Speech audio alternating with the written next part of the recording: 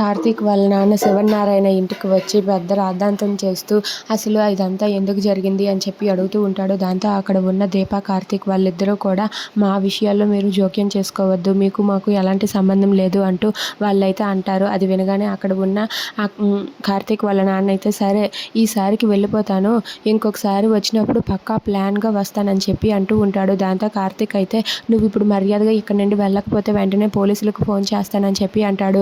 పోలీసులకి ఎందుకు అని చెప్పి అంటే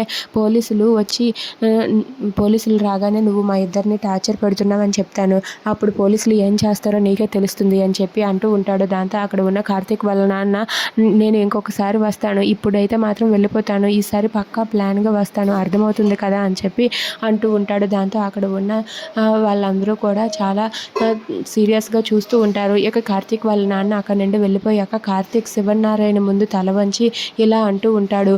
మా నాన్నగారు ఇక్కడికి వచ్చి చేసిన రాద్ధాంతం గురించి నేను మీకు క్షమాపణలు అడగాలనుకుంటున్నాను, కానీ అడగను, ఎందుకంటే ఆయనకి నాకు ఎలాంటి సంబంధం లేదు.